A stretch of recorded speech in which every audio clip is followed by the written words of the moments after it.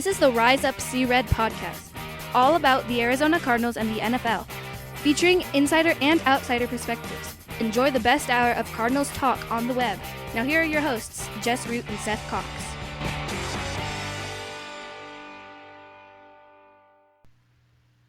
Hello, Arizona Cardinals fans, and welcome to the latest edition of the Rise Up See Red podcast. I'm your host, Jess Root from CardsWire.com, the USA Today NFL Wire site, all about the Arizona Cardinals, and my co-host is Seth Cox from RevengeOfTheBirds.com, the SB Nation Arizona Cardinals site, and we are recording episode 287 on a Tuesday night. This is a great time to be a Cardinals fan. We have one of the most exciting endings ever. The Cardinals get an improbable 32-30 win over the Buffalo Bills, a game in which it looked bad early. They took control, then lost it in the last minute, and then won it in the final seconds. The Hail Mary, the DeAndre Hopkins dunking on three people, whatever you want to call it, Seth. That was a great game at the end. It's being talked about nationwide. First of all, let's talk about 7-3 or 6-3. How satisfied should Cardinals fans be with this win? I think anytime you're winning a game, whether it's, a blowout or the last minute, you're satisfied. I think something like this is a little sweeter for Cardinals fans because let's just be honest, this isn't a typical Cardinals result. They're usually on the opposite end of a Hail Mary or, something big happening. And so for this to be a result for the Cardinals is, a little bit different. It's nice to be on, the right side, I guess you would call it, of this outcome. Something we're just not used to as Cardinals fans. And speaking of not being used to, one of the best offenses in the NFL now, resides in Arizona. That's, again, something that we don't see a lot as Cardinals fans. And it just feels a lot different at this point. You're seeing a team kind of come together, an organization come together and find ways to win and put themselves in a position to win. And that's just not something that we've seen from this group. And now, they're technically the top team in the NFC West. It's insane. Now, obviously, in the NFL, winning games is difficult. And as frustrating as it was to see the Cardinals lose the lead in the final minute, if we want to kind of take a look at two of their three other losses this season, they had failures. They failed to make plays against Detroit. They failed to make plays when they needed to against the Dolphins the last week. And so you look at that game, and even though there were problems, and we're going to talk about some of those, they lost the lead. They made the play late. So I think it has to feel satisfying, even if there are still some creeping concerns that when you win a game on a Hail Mary, you always question, well, is that how you really want to win the game? You always want to win. And so it's satisfying in that sense because there's a lot of things that were satisfying. So one, they won the game after looking like they had lost the game. So that's satisfying. You got a historic play that will go down in Cardinals history. It'll be something that's replayed year after year. They take over the division lead. Now there's three teams tied at 6-3. So there's a lot of levels of being satisfied. That said, and then on top of that fact, it comes out this time that they make the plays that they need, and they won a close game late. Now they've won some of these things, against Seattle, they made plays, but it shows kind of the progress they're making, and the fact that they had pretty much when you look at the problems they had against Miami, a lot of that was mitigated by the fact that, they were missing two of their starters in the secondary, and against a really good Buffalo offense, they managed to hold them enough. And getting those starters back in the secondary took care of business. Yeah, and one of the things that we've talked about with this team in general is just finding wins, stacking wins, and being consistent. And while there's, the two games that we talked about that you can lament, the Carolina game was just a bad game. It happens. Everybody has bad games. At this point, you're getting to the point where you don't have to lament too much about these games because you're turning out a winning record. We haven't mentioned it, but they've already set the season win total for with Cliff Kingsbury as the coach. You can mock that, you can say whatever you want, but by 9 games in, they've already matched what, or they've already exceeded what they did in his first season. We talked about the offensive jump year one to in year one, and now in year two, they went from being historically awful under Steve Wilkes and Mike McCoy and Byron Leftwich to now, within, in under 2 seasons, they are one of the 5 to 7 best offenses in the NFL. And one of the most exciting to watch. They are now becoming a team that, national pundits are saying they are fun to watch. Yeah, and that's the thing is, they're still, you talked about it, they're still not there yet. That's, I think, like I talked about with Kyler last week, when you look at Kyler and what you're excited about, and I said the thing I think you're most excited about is he's not a finished product. He still has plenty of things he has to work on to get better. Some of those were in, full focus in the Buffalo game. But at the same time, he's a rousing success. It's, he's an unquestionable success. He's a legitimate MVP candidate on the top team in what, is still looking like the best division in the NFL. And when you put all of that together and you remember he's 23, Cliff is, very young for a head coach, and in only his second year, you have to be excited, and getting a win like that is a signature moment for this team. And that's the thing is, we talked about this before. We're not talking about, they're definitely going to a Super Bowl now, or, they're definitely going to win a Super Bowl now. But what you're doing, one of the biggest things that we talked about is learning how to win consistently. And they're doing that now.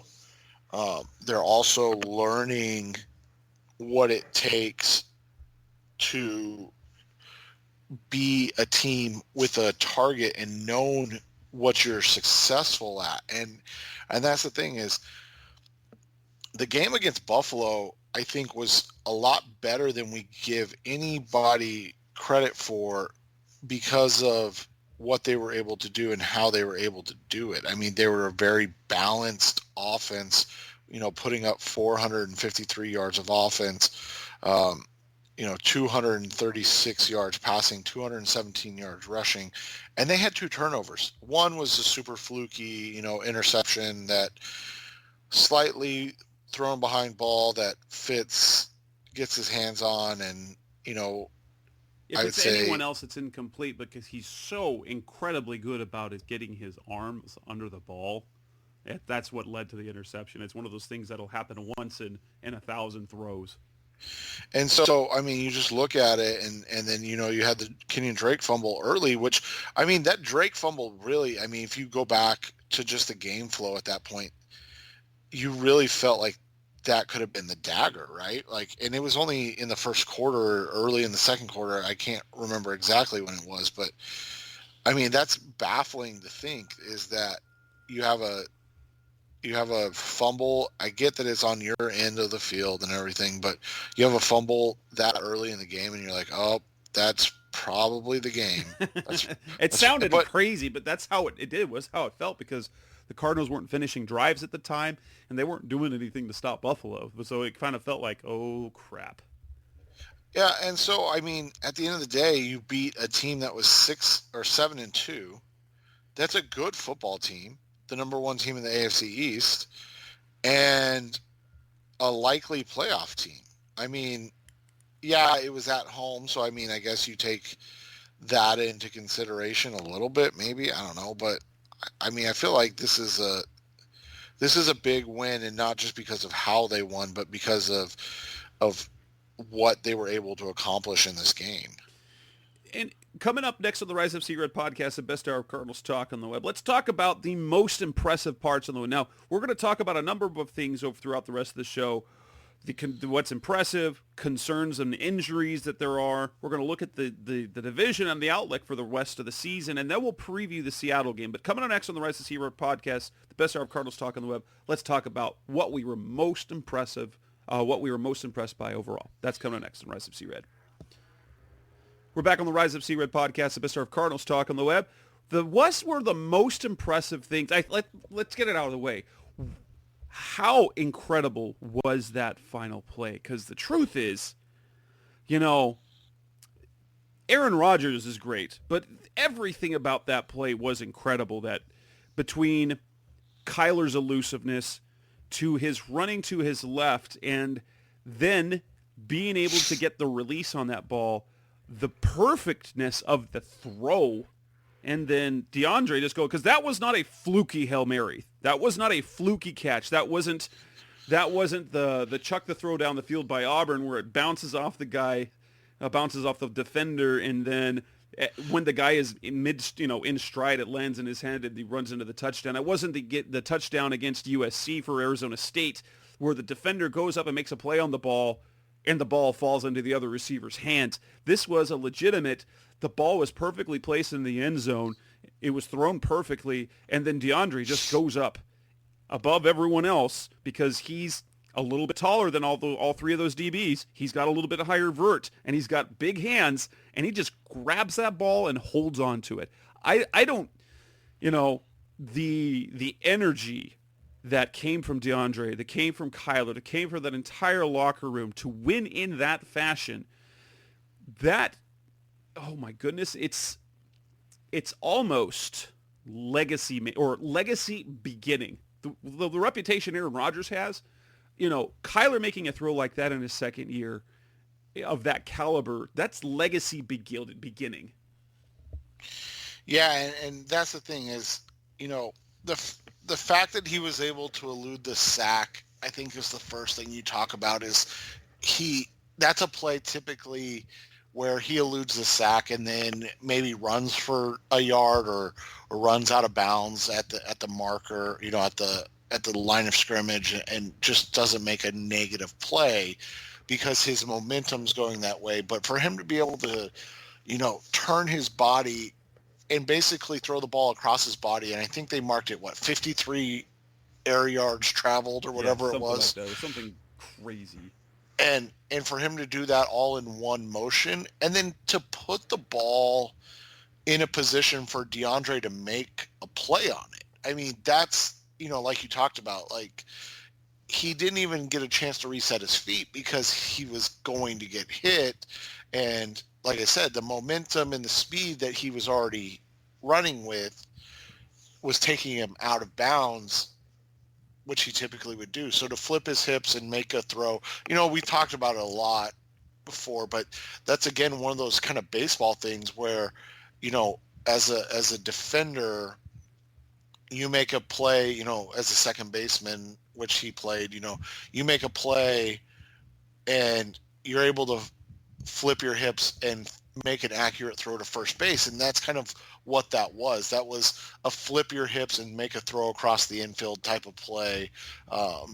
And obviously it's not something you want to do consistently, but to have that in your repertoire is, quite the sight to behold. And again, I think for it to happen for the Cardinals instead of against the Cardinals is It's just something we're not used to seeing. Right. And and knowing the play design after that, one is like, that wasn't a designed Hail Mary play. That's one of the options. But then the more I look at the play design, that's a really good play design or a play concept for something like that. And it works because you have a guy who can roll to his left. Because you look at that, and going to your left and then resetting the throw is not an easy thing to do. But it shortens the field in that sense. And the way they have it, they had Hop on the left, and they've got the three other receivers on the right. And all three of those receivers, they have different depths that they go down the field and then cut across the field. The idea is not to throw a Hail Mary, but it is to cut someone. So with 11 seconds left in the game, the concept is to at least cut the field in half for one final play that, it's kind of like a normal pass play. And Cliff said it was initially for Andy, and Andy Isabella, it didn't appear that he got across the field quickly enough to have made the play. Fitz was in a perfect spot. He went 10 yards and then went towards the sideline, but, at a diagonal, kind of increasing his depth. I think that probably would have ended up being the number one option, and they probably would have cut the field in half, and they would have had time for another throw. It probably would have been like 4 or 5 seconds left. But instead, so if the play goes as designed, you get Andy coming across the field, and because they're more guarding the end zone, and they had 3 defenders back on Hop, you hit Andy coming across and then getting out of bounds with a couple of seconds left from like the 10-yard line, and that's a doable play from there. That said, fantastic. But that wasn't that. There were a number of things that were impressive about that game, and I think number one is they showed, and there was a stat that over the last 2 years, the Bills had not lost any game they led after the first quarter or led after the first half. They flipped the script. The Cardinals flipped the script, and it took an extra possession, but they flipped the script again, and it looked like they had done that against Miami last week. They did it against Seattle. So even though that they continue to not have the fast start that you want to see them against quality teams, they're able to fight back and then eventually flip the script in a way so they're no longer playing from behind, but then they have control of the game. And that was impressive to see again, because that's not an easy thing to do week after week. No, it's really not. And I mean, we're starting to see a team that is able to put together consecutive drives, consecutive weeks, that is able to open up the offense and really kind of get things going in the right direction. And I mean, we talked about it going into the season, how important the stretch of games was going to be. I mean, when they started 2-2, we said, okay, the Jets and Cowboys were beatable. Obviously, that was the pre-Dak injury. But we felt like the biggest thing coming out of that was being able to split with the Seahawks. And then we knew the second half of the schedule was going to be brutal. And this 3-week stretch was going to probably be the hardest 3-week stretch of the season. And thus far, they've not just been in the games, but they've been able to win both, had a shot to win both games. And it's impressive to see a team that had such a letdown last week, in an emotional letdown, to not give up, to not give in, and to finish, find a way to finish the game and get out on top. And it's not something that you see very often at any team, and it's just not something that we've seen as Arizona Cardinals fans throughout our long history of being Cardinals fans. Yeah, I think something we also have to talk about in terms of impressiveness is that rushing attack. Now, one, remember that injury that Kenyon Drake suffered? It looked like, oh crap, he broke his ankle. They were talking he's going to miss several. He missed one game, and not only did he just miss the one game when he came back. Yes, he had the fumble. Now, I've been very puzzled by the way fans have reacted toward Kenyon Drake's performance this year. No, he has not been has not started, but that's been kind of the entire Cardinals offense. Drake came back, missing only one game, 16 carries, 100 yards. He did have the one miscommunication with Kyler. That was bad. The fumble was obviously bad. But it's interesting the level of trust that Cliff Kingsbury has in him, because take the year ago, and it's David Johnson, and he fumbles against Tampa Bay, and he basically is buried for the rest of the season. Kenyon Drake, that's a terrible fumble. Cliff clearly trusts him in his ability, and he was rewarded. Now, granted, Buffalo's run defense has been suspect all year. They've really missed guys that are playing in the middle. That said, 217 rushing yards. They got great running from Chase. You got great running from Drake. And it's just interesting just how much more dynamic the running game is when you have both Drake and Edmonds to pair with Kyler Murray as opposed to just Edmonds. And Drake really is a critical part in this, and I'm starting to understand more and more the constant praise that Cliff gave Drake all last year and talking about his fit, because he is a difference maker in this offense, even if he's not gaining big chunks of yards, or he's running, sideline to sideline like he was for a couple of games earlier this year. The fact that he gets stronger as the game goes on, it plays perfectly into the type of game plan the Cardinals have. Well, and I think we saw after the Miami game just how important Kenyon really is to the rushing game, and maybe not even Kenyon specifically, but this season Kenyon, and how much they need him to be successful consistently, because he is a guy that, as you said, he grinds out the tough yards, and it's something that Chase just really isn't built to do. Chase is more of a dynamic kind of big play runner, and you saw that in the game.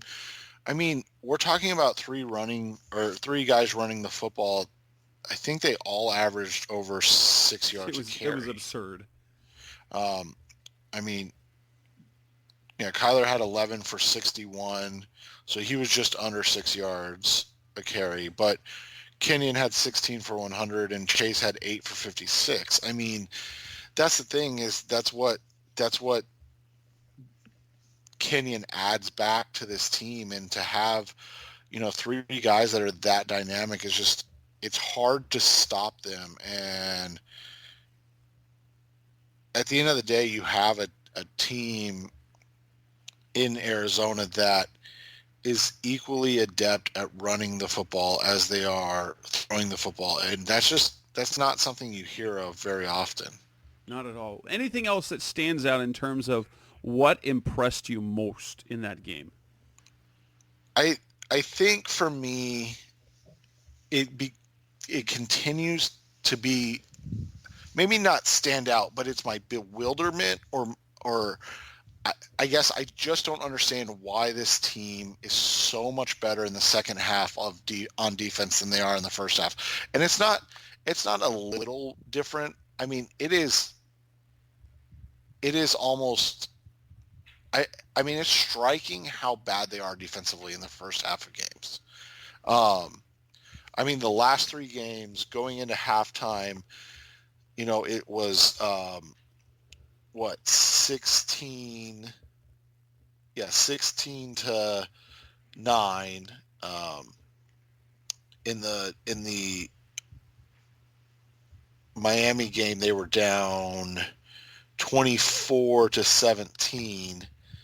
And then obviously the Seattle game, they were down quite a bit as well. Like, why is this team, 27 to 17? Why does this team take an entire half to figure out how to play defense, because in the second half of all those games, they're not just a better offensive team. Their defense is actually really, really good in the second half of games. And that's weird because if we look at the history that we had with Vance Joseph, that was the one thing that he didn't seem to do. Because it doesn't feel like they're making adjustments.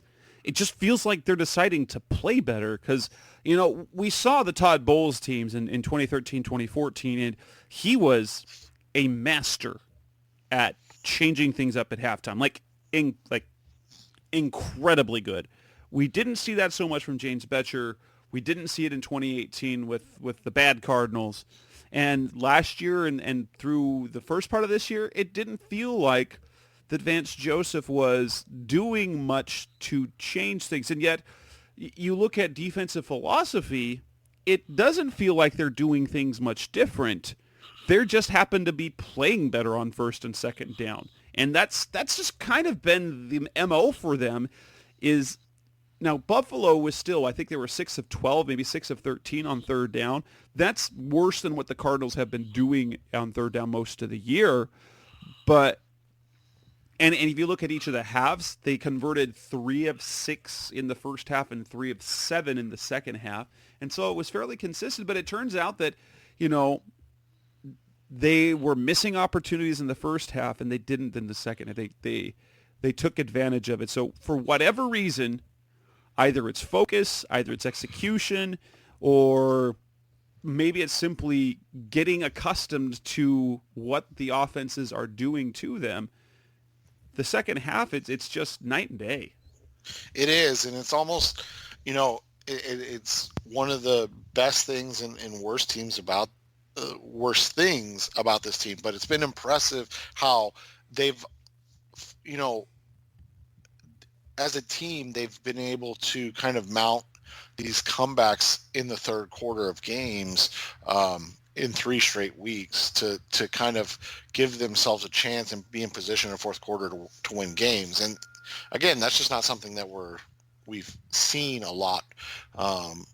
So it's nice to see. Cut on next on the Rise of C-Red podcast, the best hour of Cardinals talk on the web. Let's move on to the next part, which is, injuries and concerns. Not fun to talk about. We got to do it. That's coming next on Rise of C-Red. We're back on the Rise of C-Red podcast, the best hour of Cardinals talk on the web. Let's talk about the concerns that we have for the Cardinals and what were the concerns that came out of that game. And then 2, they suffered some more injuries in that game, and one in particular is gonna affect them, I think. I think when you look at what concerns you have about the Cardinals, I think it is simply, it continues to be consistency, and then Cliff Kingsbury's seemingly, it's almost like he's trying to prove a point that he can do multiple things. Like he seems to go completely against the game plan or the philosophy he had the week before and fail at it. And so when he gets criticized for being too conservative, then he's not conservative enough. In this case, they get the ball back with 4 minutes and 31 seconds. Now, in part, 3 series in a row, bad. There was the interception, there was a 3-and-out, and there was a 3-and-out. That's a problem. You can't do that. You can't give that offense. And it ended up biting them in the rear because Buffalo came back and got a go-ahead touchdown with 34 seconds left. And you knew that was going to happen. You just felt it's like, oh, crap. If you're going to ask the defense to stop Buffalo over and over and over again, they're going to fail because Buffalo's good. And frankly, the Cardinals' defense, you can't count on it to do it that many times in a game. And so, and I just think any defense at this point, right. You can't. I mean, you and I were texting in the group text, and you look at Tampa Bay's defense the last 2 games. Obviously, like you were saying, the Cardinals' defense, like it just feels like teams are, for whatever reason, whether it's no offseason, the pandemic, it seems like the NFL is getting what they've wanted. And you're seeing much more offensive football, but to your point, when it seems like when you absolutely need to stop at the end of the game, that's when they're struggling the most to get it. Right.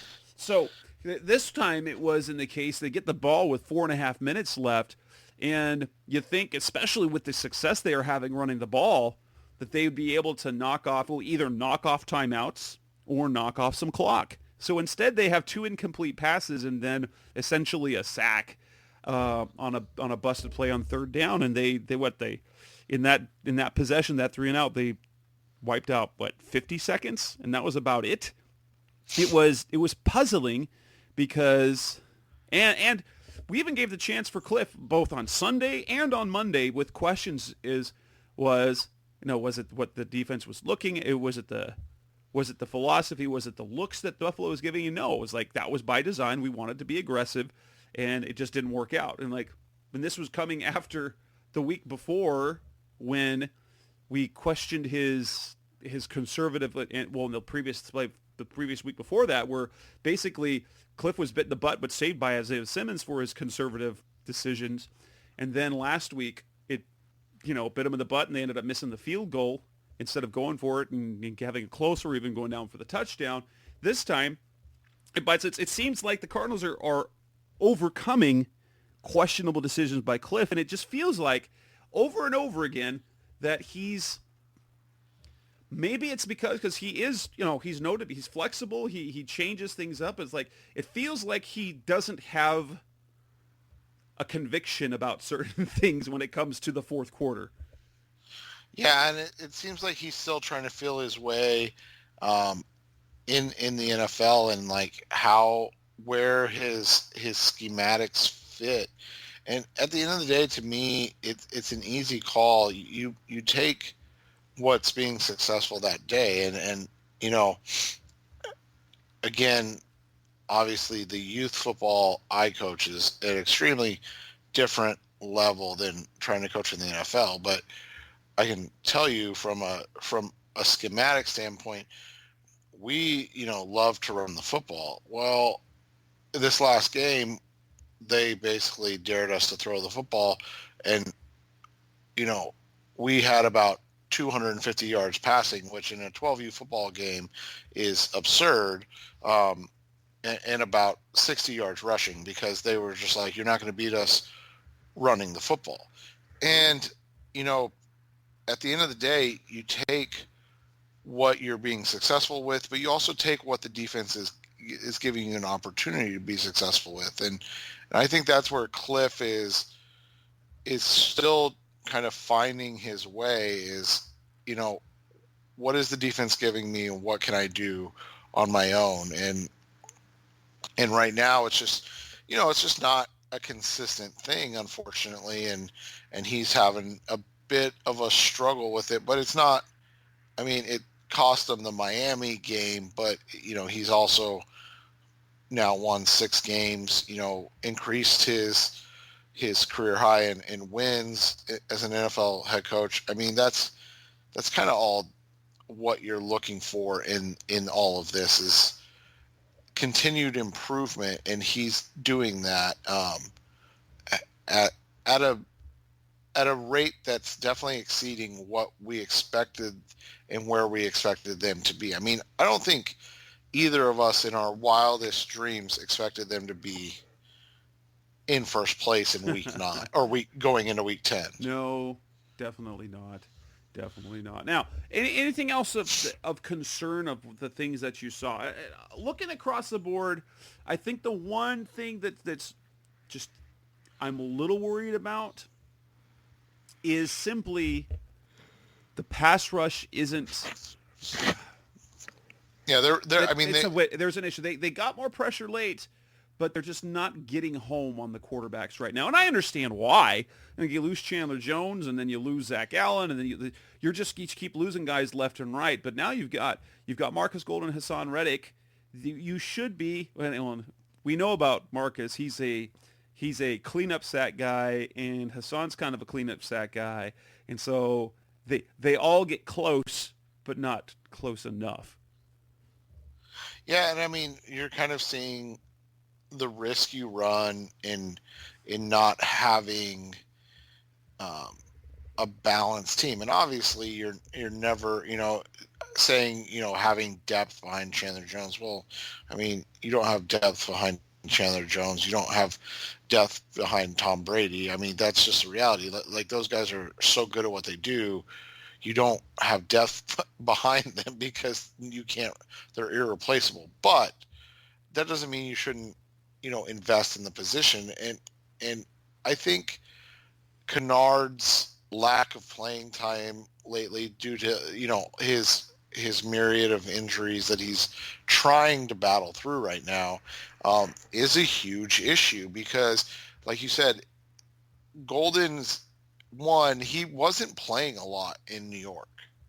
I don't think that's something that was really widely known because, he did have such a good season last year for the Giants, and but he just wasn't getting a ton of snaps this season. And so I wonder how in shape he is right now.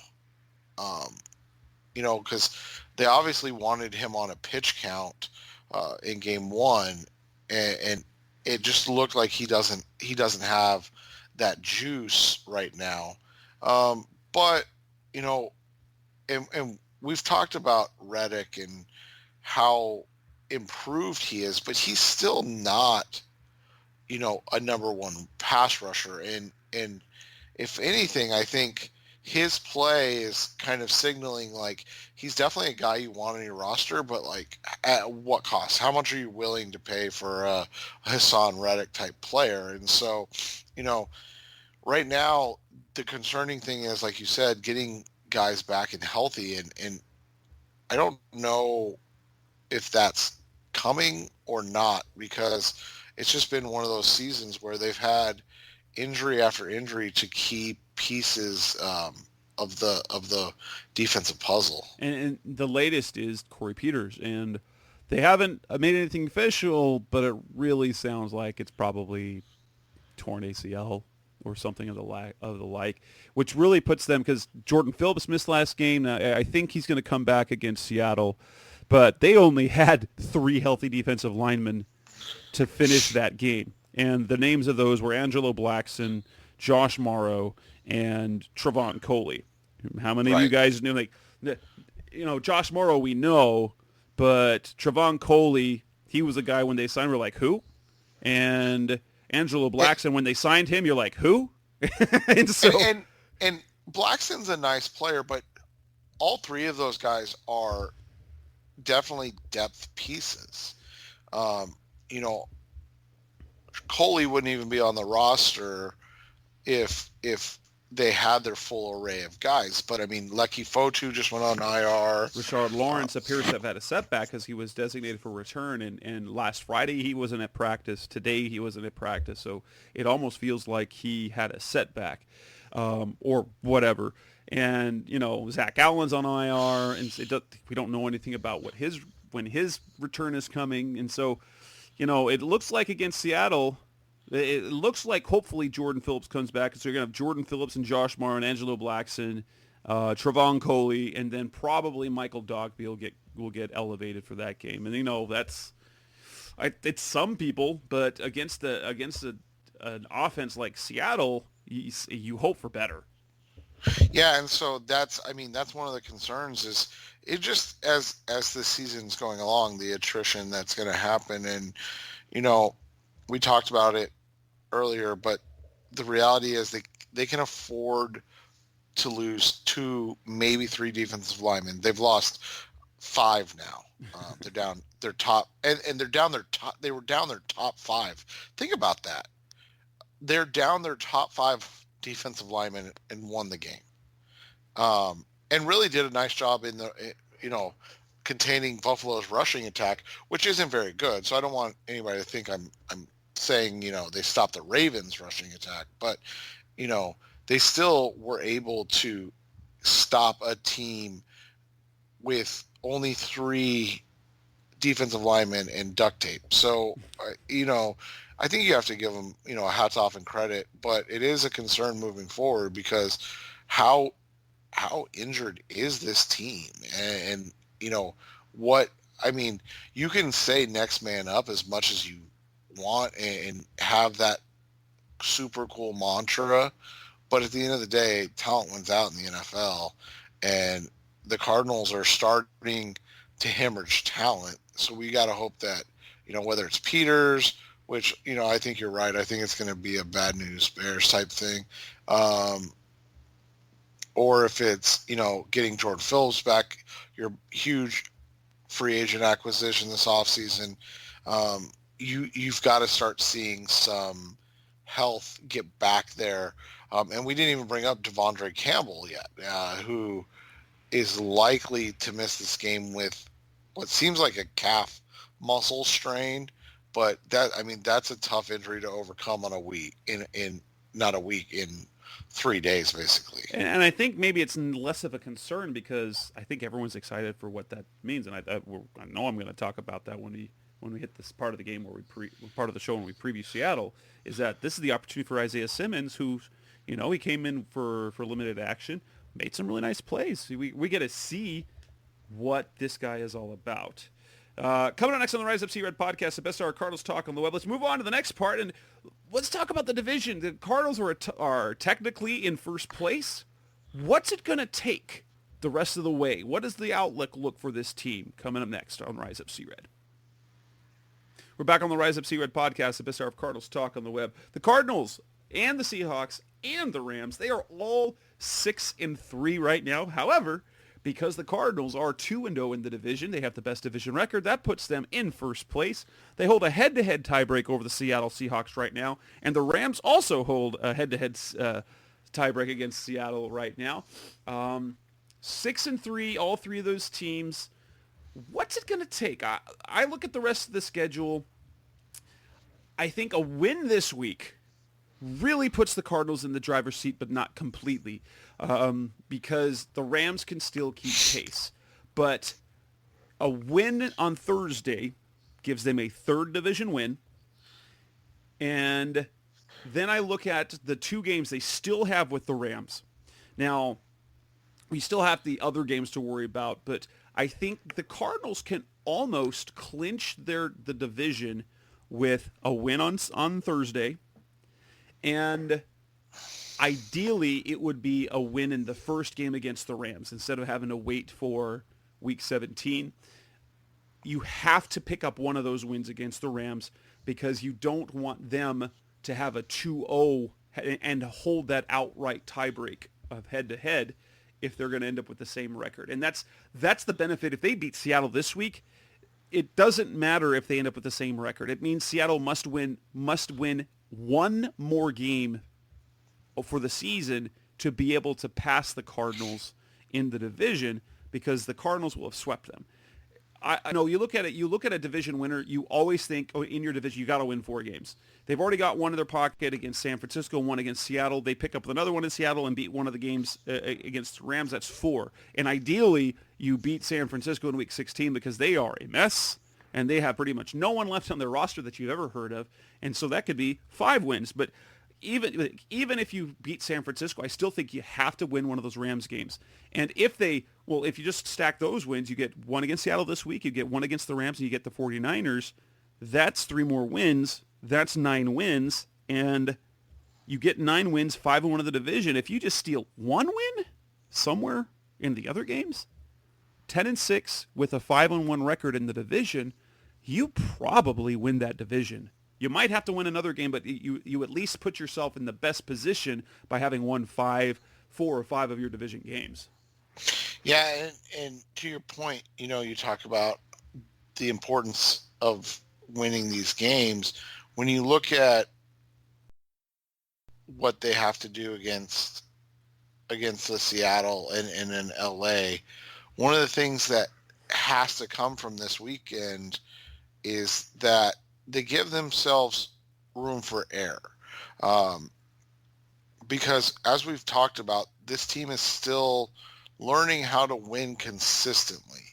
And so when you have, a game in hand, as they do on Seattle right now, if they win on Thursday night, they basically, they do take a 2-game lead on the Seahawks in the division, which is really tough to overcome, for any team. But especially a team that's struggled so much defensively this season in the Seahawks. So I think the importance becomes more than just, continuing to win and things of that nature, but also because it gives you margin of error. And all of a sudden, if you're not feeling that extreme pressure of every game is a must win, and I mean, let's face it, it still is, but when you're not feeling that pressure that every game is a must win,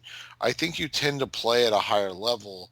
And you'll see that this coming week, if the Cardinals are able to pick up a win, because they'll have, like we said, 2 games on Seattle, and now all of a sudden all it really becomes is, can they win a game against the Rams? So this game, is important for the division, but it's also important just to be ready to put yourself in a position for the playoffs. And they've done that through, obviously, more than the first half of the season. Like we said, I think they're technically the 3 seed right now behind New Orleans and Green Bay, but they're 1 game out of first, which is huge. Yes. We've talked about the 2 seed may not be the best seed to get because you'll probably end up playing an NFC West team for that in that one. But at the end of the day, when you're starting to discuss maneuverability within the playoffs, I think that just tells you that you're definitely on the right track and trending in the right direction, getting ready to continue what has been an important season, and giving you confidence in that you, within your own division, are a real contender. Because as we talked about, I wrote about the last decade, 6 of the Super Bowl participants were NFC West teams, and none of those were the Arizona Cardinals. So, they're the team that's kind of due right now. And so the question is, can they continue to take those steps forward? Obviously, the easiest way to get to a Super Bowl is by winning your division and getting one of those top seeds. Obviously, it's a little different now. You don't have the first round bye if you're the 2 seed, but you're still in a great position. And so, let's hope that this Thursday, is a chance to give themselves that buffer and really put pressure on a team like Seattle, as opposed to a young team in Arizona feeling that same type of pressure.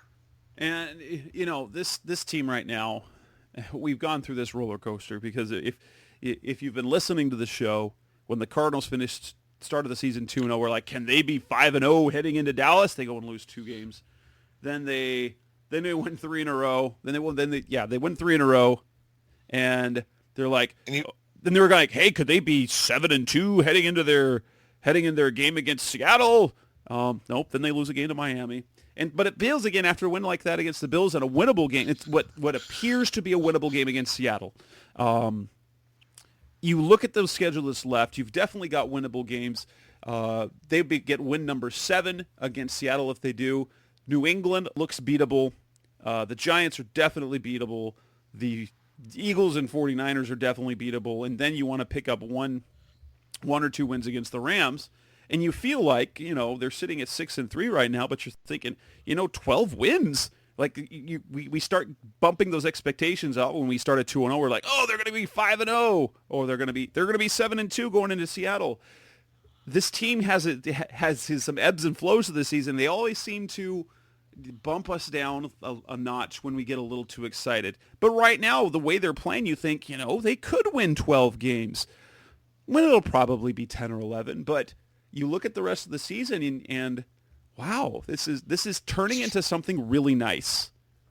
Well, and I think I had them at 8-8 or 9-7, and honestly, at this point, I think, and I know Jess will slightly disagree with me, but I think the only acceptable outcome, barring a major injury to, one of the kind of key guys, is nine wins. I think obviously you want to be better than 3-4 down the stretch, but I think if you get to 3-4, or you get to 9 wins, that's just such a massive growth from last year when you were 5-10-1. You're now all of a sudden you're +4 in the win column in Cliff's second year. You end up being really close to or you actually are.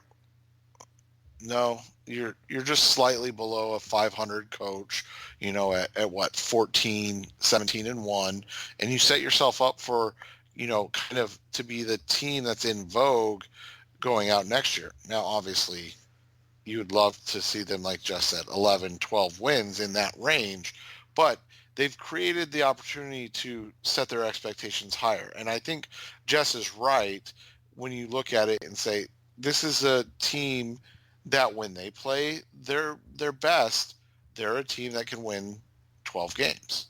The question always becomes, is this a team that's going to play their best every single week? And I mean, I don't want to say no, but I do think we are seeing that this is still a very young team led by a young quarterback and coach who still has growing pains to get through. And you look at Kansas City, and everybody kind of uses that as the model. But the difference being, and as much as you and I love Cliff and think he's, on his way to being a very good coach head coach in the NFL, he's not Andy Reid. I mean, Andy Reid was a Hall of Famer, and now he's basically guaranteed a spot in the Hall of Fame with his Super Bowl win. That's the slight difference. They don't have that coach that can make up for the quarterback's lack of experience. And let's not forget that even though it was his first year starting, they did not, the Kansas City Chiefs did not go to the Super Bowl in Patrick Mahomes' kind of year one starting. And so they're still ahead of schedule in my book. But again, as every game kind of occurs, we reset our expectations. Let's hope that, getting to 7-3 resets the expectations, and maybe a Rams loss too, and you're kind of alone in first place in the division with 10 days to get rested up. I mean, that is probably the best case scenario. Coming up next on the Rise Up See Red podcast, the best hour of Cardinals talk on the web. Let's talk about the Seattle game that will take place Thursday night. Cardinals have a huge opportunity. They're banged up. Seattle's banged up. Seattle's struggling. The Cardinals are playing well. It's going to be quite the game. That's coming up next on Rise Up See Red. We're back on the Rise Up See Red podcast, the best hour of Cardinals talk on the web. And let's talk about this game against the Seahawks, because what in the world has happened to this Seattle team after starting off, 5-0? They've lost 3 of their last 4 games. Their defense continues to be a problem, but even more so, Russell Wilson has started turning over the ball. This is very unlike it. Now, in fairness, he's been carrying that team all year, and he shouldn't have to do everything that he's done with the way, but because the defense has been bad, they've had injuries at running back. Like when you've got Travis Homer or what is it, DJ Dallas is the guy that you have to rely on for the running game. He's your 4th string running back. What can you expect? But can we expect the Cardinals to have the same success against Seattle as they did just a couple of weeks ago? And instead of talking about the first half, can they keep up the success that they had in the second half of that game? I think that's a fair question, and kind of going to show us where this team is in terms of their maturation. Obviously, their win over the Dolphins was a huge step forward, the Bills was a huge step forward, but at the same time, they shouldn't have been in the position. I don't think that's something that you're going to want to try to do more than once every 5 or 6 years. Another Hail Murray, and so when you look at it, the way Seattle is playing is always worrisome to me, because I just always assume they're going to get right, because under Pete Carroll with Russell Wilson, they've always gotten right. Eventually they get on their path and they start just winning games again. They did it early this season, starting off 5-0 and then moving to 6-1. But at the same time, this isn't the same Seahawks. Russell Wilson is maybe the best quarterback in the NFL, not named Patrick Mahomes. But like you said, he's been asked to do a lot, and all of a sudden he's started to struggle to do everything, which is unfair to him because he really is doing everything.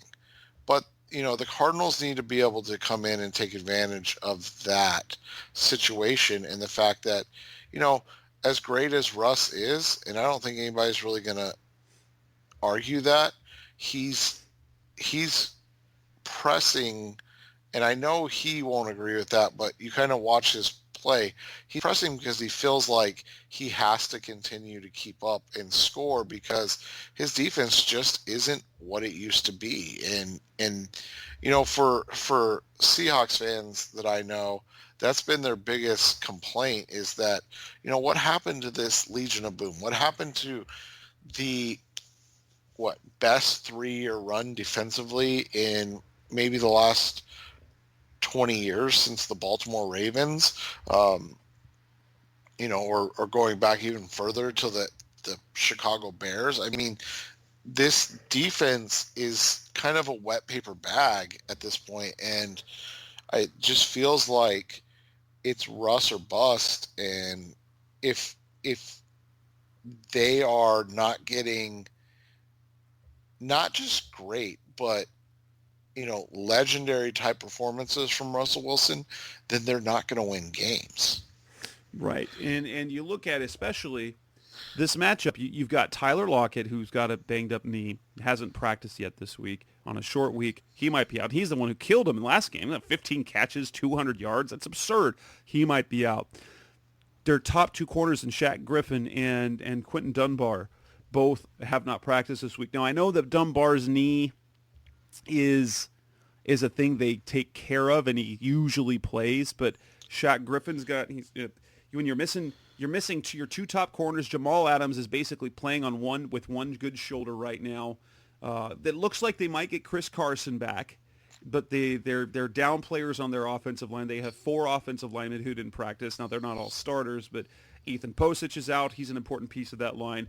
KJ Wright's a little bit limited. And yet the Cardinals, they have injuries too, but as long as what we've seen with the Cardinals is as long as their secondary is healthy, they are all right.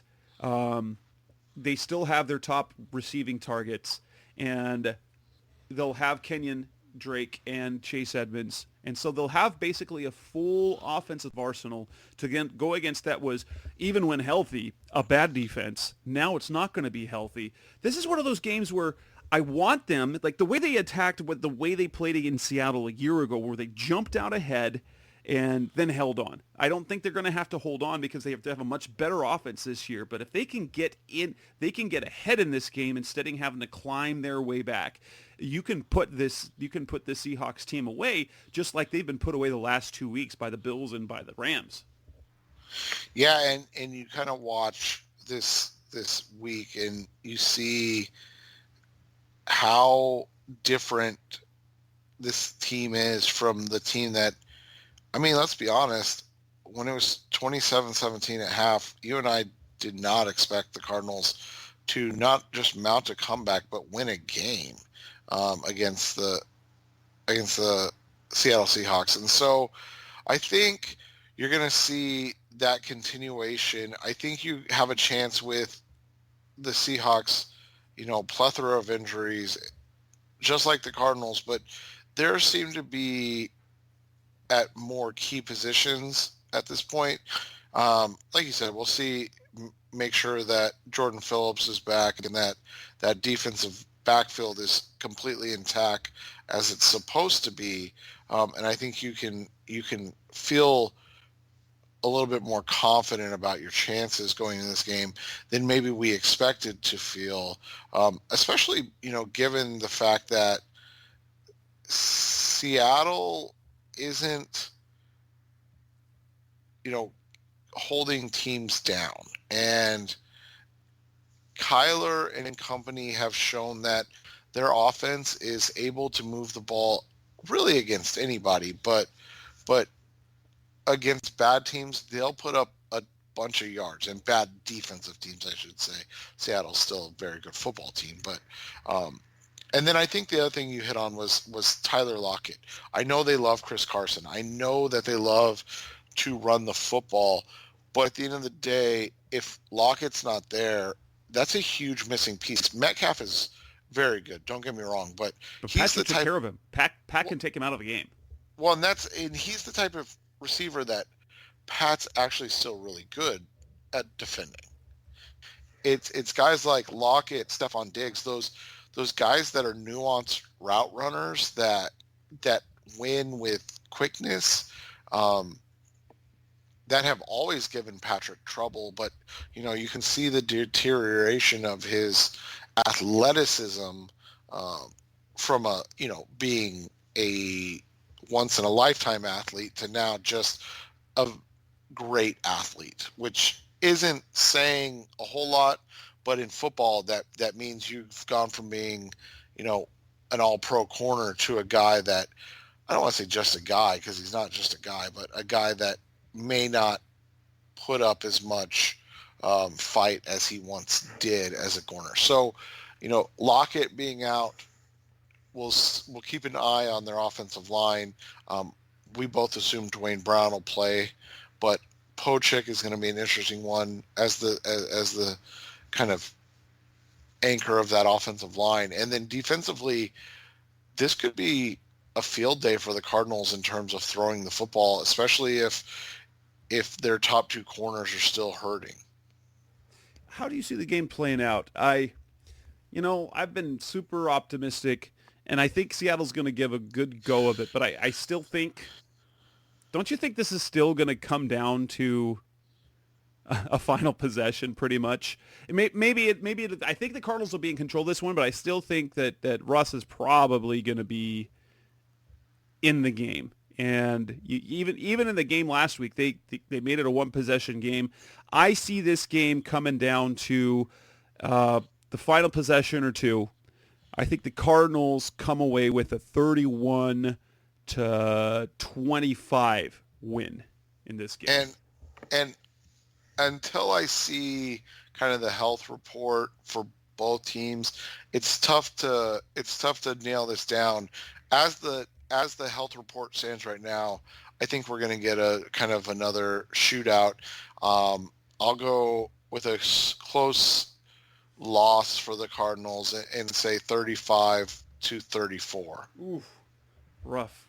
But that takes us. So those of you listening to the show probably will catch it either the day before or the day of the show of the game. If not, you'll be able to add us early on. We'll be back in a week. We'll be able to talk about the Cardinals and their hopeful win, or where they stand in the division as they prepare for the New England Patriots. But that'll wrap up episode 287 of the Rise Up C-Red podcast. That's Seth Cox. I'm Jess Root. We'll be back in next week. Thanks for listening as always. Thanks for listening to the latest edition of the Rise Up C-Red podcast. Listen to previous episodes and subscribe to the show on Apple Podcasts, Stitcher Radio, Audioboom, or many other podcast platforms so shows are delivered directly to your mobile device. Please give the show a 5-star rating and always support the sponsors who support the show. We'll be back soon for the best hour of Cardinals talk on the web. Rise up, Red Sea, be Red Sea Red, and of course, Rise Up, Sea Red.